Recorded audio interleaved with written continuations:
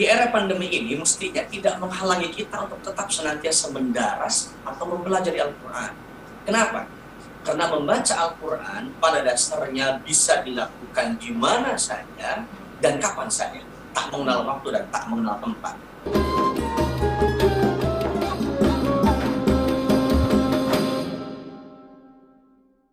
Assalamualaikum warahmatullahi wabarakatuh. Selamat sore.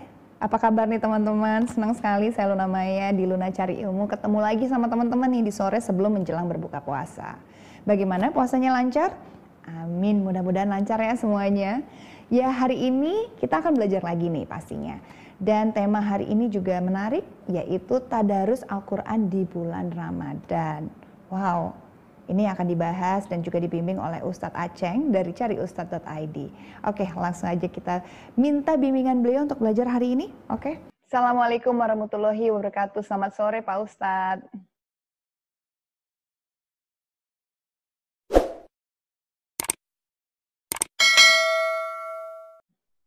Waalaikumsalam warahmatullahi wabarakatuh. Selamat sore juga Mbak Luna. Ya, kita jumpa lagi dan kita proses belajar lagi nih hari ini Pak Ustadz. Alhamdulillah. Baik. Nah, tadi saya udah jelasin ke teman-teman kalau hari ini itu temanya sangat menarik, yaitu Tadarus Al-Quran di bulan Ramadan. Ya.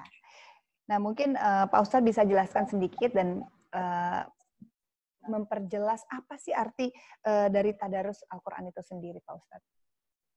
Baik Mbak Luna, terima kasih Mbak Luna dan kawan-kawan dimanapun Anda berada. Semoga sehat selalu, puasanya juga lancar selalu. Amin ya rabbal alamin. Amin.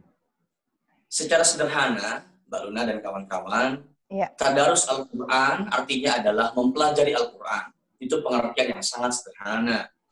Nah, dalam bahasa Arab atau dalam gramatikal bahasa Arab, ungkapan tadarus itu merupakan derivasi dari kata-kata darosa, yang artinya belajar. Kemudian diikutkan wazan tafa'ala menjadi tadarosa, masdarnya tadarus, yang artinya adalah belajar dengan melibatkan ada 1, 2, dan 3 orang atau seterusnya. Sehingga dalam tadarus biasanya tidak hanya dilakukan oleh 1 orang, melainkan ada yang membaca, juga ada yang mendengar atau menyimak. Di Indonesia, ketika bulan Ramadan tiba, kita akan mendengar sahutan-sahutan lantunan ayat-ayat suci Al-Quran di masjid, di musola, di surau, atau di tempat lain, di mana ada salah satu yang membaca dan yang lain menyimak. Fenomena ini, aktivitas ini yang disebut dengan tadarus. Baik. Lalu mengapa dianjurkan tadarus itu di bulan Ramadan, Pak Ustadz? Oke, baik. Sejatinya Mbak Luna dan kawan-kawan, tadarus bisa dilakukan kapan saja. Tidak hanya pada bulan Ramadan. Hanya saja, ibadah apapun yang dilakukan di bulan suci Ramadan, itu memiliki nilai lebih dibanding dengan dilakukan di bulan-bulan yang lain. Ada anjuran tersirat dari sabda Nabi kita Muhammad SAW dalam hadis yang diriwayatkan oleh Al-Imam Al-Bukhari. Man qama Ramadan imanan wa ihtisaban, ghufira lahu ma taqaddama min dzambi. Siapapun orangnya yang menghidupkan bulan suci Ramadan seraya beriman kepada Allah dan semata-mata mencari ridhonya, maka dosa-dosanya yang telah lalu dimaafkan oleh Allah Subhanahu wa taala. Itu yang pertama. Yang kedua, anjuran tadarus di bulan Ramadan ini didasarkan pada kebiasaan Rasulullah SAW yang mendaras Al-Quran ketika bulan Ramadan tiba bersama malaikat Jibril. Malaikat Jibril setiap malam di bulan Ramadan, dia mendatangi Nabi untuk menyimak bacaan Nabi. Yang ketiga, Imam Ibnu Hajar Al-Asqalani, salah satu ilmuwan kenamaan Islam, memberikan penjelasan terkait tadarus Al-Quran antara Nabi dengan malaikat Jibril. Beliau mengatakan bahwa mudarasa Al-Quran, membiasakan diri untuk saling menyimak Al-Quran, membaca Al-Quran, mendengarkan Al-Quran, itu akan membuat seseorang jiwanya menjadi kaya, Bang. Atau dalam istilah lain, ghina an-nafs, jiwanya kaya. Karena kita sering menyaksikan sementara orang yang memiliki kekayaan materi yang berlebih, namun masih mohon maaf, miskin jiwanya. Bagaimana indikatornya? Ketika hartanya sudah banyak, tapi dia masih merasa kurang, melihat orang lain yang lebih dari dia. Sementara dalam beribadah, dia tidak melihat kepada orang yang lebih baik dari dia. Ini adalah salah satu indikator bahwa betapapun materinya berlebih, namun jiwanya masih kurang atau masih miskin. Boleh dikata begitu. Dengan mendaras Al-Quran secara kontinu, insya Allah jiwa seseorang akan diberikan ketenangan dan akan diberikan kekayaan. Termasuk kaya jiwa, kita sebut dengan istilah qanaah atau menerima dan ridho terhadap apa yang diberikan dan dianugerahkan oleh Allah Subhanahu wa taala. Begitu, Mbak Luna. Masya Allah, luar biasa. Lalu pahala dan hikmah di balik bertadarus itu tuh apa ya Pak Ustadz? Baik, kalau berbicara soal pahala membaca Al-Quran atau bertadarus, ada sangat banyak sekali. Saya sebutkan salah satu di antara yang banyak itu. Yang pertama, setiap huruf Al-Quran mengandung 10 kebaikan. Dan setiap kebaikan dilipat gandakan oleh Allah menjadi 10 kali lipat. Jadi misalnya, kita baca, Bismillahirrahmanirrahim. Lafaz Bismillahirrahmanirrahim itu terdiri dari 19 huruf. Masing-masing dari satu huruf itu memiliki satu nilai kebaikan. Dan satu kebaikan itu akan dikali lipatkan oleh Allah menjadi 10 kebaikan. Itu di bulan-bulan biasa. Sehingga dengan 19 huruf, kita berpotensi mendapatkan 190 kebaikan di hadapan Allah. Apalagi di bulan Ramadan, itu berpotensi menjadi puluhan atau bahkan ratusan kali lipat lebih banyak kebaikan yang dicatat oleh Allah dari bacaan Al-Quran yang kita baca. Itu yang pertama. Kemudian berikutnya, Nabi juga bersabda begini, khairukum man ta'allama al-Qur'ana wa 'allamahu. Sebaik-baik kalian adalah orang yang belajar Al-Quran dan mengajarkannya. Kata-kata belajar Al-Quran tidak ada batasan waktu. Sampai kapanpun kita hendak mempelajari Al-Quran, sampai kapanpun kita hendak mendalami Al-Quran, maka itu adalah baik-baik saja. Sampai pun kita mentadarus Al-Quran, mendaras Al-Quran, namun karena dalam proses belajar, masih ada salahnya di sana-sini. Itu tidak akan menyebabkan kita menjadi dosa, bahkan tetap mendapatkan pahala karena keistimewaan orang yang mendaras. Dan yang terakhir, Al-Quran akan menjadi syafaat atau penolong bagi orang yang membacanya.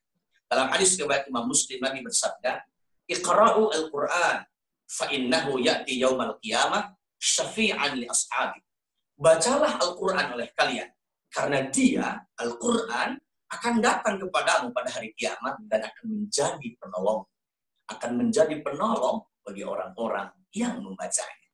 Demikian, Mbak. Allah, luar biasa. Wah, seru sekali. Pak Ustadz, ini ada satu teman kita, yaitu Sarah Aina, yang bertanya nih, Pak Ustadz. Sarah bertanya, bagaimana cara bertadarus Al-Quran di masa pandemi seperti ini, Pak Ustadz? Baik, terima kasih Mbak Luna dan juga Mbak Sarah Aina. Semoga Anda semua senantiasa berada dalam limpahan Allah. Baik, di era pandemi ini mestinya tidak menghalangi kita untuk tetap senantiasa mendaras atau mempelajari Al-Quran. Kenapa? Karena membaca Al-Quran pada dasarnya bisa dilakukan di mana saja dan kapan saja. Tak mengenal waktu dan tak mengenal tempat. Terkecuali dalam kondisi-kondisi tertentu dan di tempat-tempat tertentu. Misalnya, perempuan dalam keadaan menstruasi itu tidak diperkenankan membaca Al-Quran. Sehingga bisa diganti dengan memperbanyak baca sholawat yang keutamaannya juga luar biasa. Kalau berhubungan dengan tempat, di toilet atau kamar mandi, seyogianya kita tidak membaca Al-Quran terlebih dahulu sampai kita keluar dari kamar mandi itu. Berikutnya, membaca Al-Quran bisa dilakukan sendiri. Bisa dilakukan sendiri dengan bekal yang sudah ada. Syukur kalau kita sudah punya dasar untuk bisa membaca Al-Quran. Syukur kalau kita punya keluarga yang bisa menyimak atau saudara, atau sahabat atau siapapun itu. Kemudian, di era pandemi semacam ini, ada banyak media yang mengajarkan tata cara bagaimana membaca Al-Quran yang baik dan benar. Mungkin kita bisa memanfaatkan media itu sebagai sarana dan prasarana agar kita semakin meningkatkan kualitas kita dalam membaca, memahami, merenungi, dan mendalami kandungan ayat-ayat suci Al-Quran yang sangat mulia ini. Demikian Mbak Luna dan Mbak Sarah Aina dan teman-teman yang lain. Masya Allah, luar biasa sekali dan terima kasih nih Pak Ustadz sudah dibimbing hari ini dan mudah-mudahan ini juga Sama-sama. menjawab banyak sekali pertanyaan-pertanyaan teman-teman di luar sana yang mungkin ingin belajar Amin. tentang arti dari tadarus itu sendiri apa. Wah, luar biasa. Terima kasih Pak Ustadz hari ini sudah dibimbing. Mudah-mudahan kita ketemu lagi besok. Amin, amin ya Rabbal alamin. Amin. Dan selamat berbuka puasa Pak Ustadz. Sama-sama Mbak Luna, selamat berbuka puasa juga. Ya. Kita ketemu lagi nanti. Terima kasih sekali lagi. Assalamualaikum warahmatullahi wabarakatuh. Waalaikumsalam warahmatullahi wabarakatuh. Wah, gimana proses belajarnya hari ini? Pasti menarik sekali kan? Dan pastinya mudah-mudahan bertambah wawasan kita lagi, bertambah ilmu kita lagi. Semoga kita semua semakin kaya. Amin. Tidak hanya kaya harta, tapi kaya ilmu. Oke teman-teman, selamat berbuka puasa sebentar lagi. Karena kita akan menuju berbuka puasa, jadi kita akhiri dulu perbincangan hari ini, proses belajar hari ini, dan kita akan ketemu lagi besok di jam dan waktu yang sama. Jangan lupa subscribe, share, and comment. Kalau ada hal-hal yang ingin ditanyakan, boleh, mudah-mudahan bisa kita jawab.